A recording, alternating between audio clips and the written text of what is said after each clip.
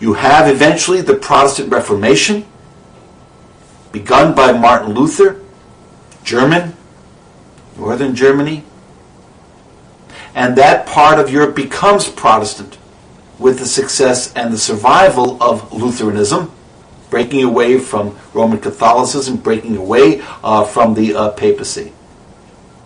That Luther survived with this Protestantism, this new form of Christianity, breaking away from the power of the Pope, was achieved in the early 1500s with the support of these various German princes, who saw this as a way to break free of the dominance of the papacy of Rome, force their own citizens to convert to this Protestantism.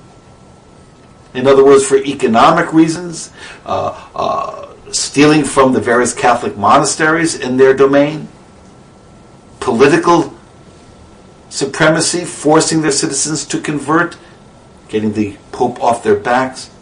So they had these materialistic reasons for supporting Martin Luther. The general unhappiness of the peasant population results in a massive peasant uprising. This is during Luther's lifetime. They invoke Luther's name and are rising up against those same German princes. Luther calls them to account in the sense that I did not mean for you to revolt against material authority, but only to revolt spiritually against the papacy. Understandable that they would invoke Luther's name. Luther calling for a spiritual revolution against the Pope, they took that to mean material revolution against those princes who had in fact saved Luther's life. Luther's advice to the princes in his letters, very brutal: put down these people, smash them, who would dare to rise above material authority. And that peasant rebellion is smashed in brutal fashion. So you have here these various Germanic principalities becoming Protestant, most of them. In the southern part, one of the important of these Germanic provinces, Bavaria, would remain Catholic, as Austria and its empire would be predominantly Catholic. What would follow would be the various religious wars between Catholic and Protestant, brutal in the carrying out of them. And in the various European alliances, one such war, the 30 Years' War, from 1618 to 1648, which is described dramatically in Bertolt Brecht's great play Mother Courage. The Germany we know, made up again of those various provinces, is brought low in that 30 Years' War. The destructiveness, the material destruction, disease, all of these factors will set the Germanic people back a considerable length of time. The 30 Years' War, 1618 to 1648.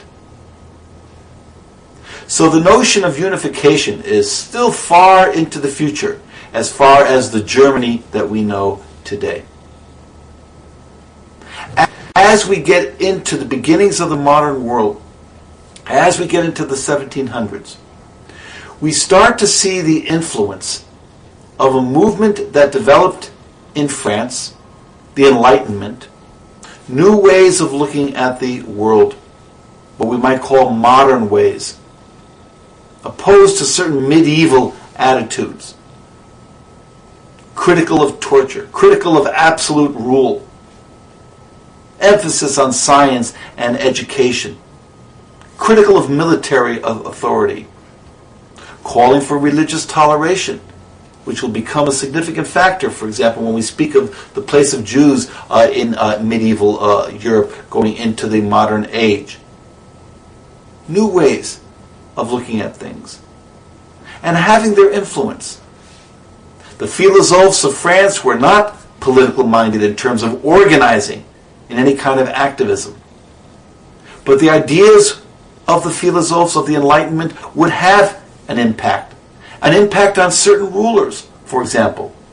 We could speak of the impact of a Voltaire on Catherine the Great of Russia, whereby the court language was French and not even Russian.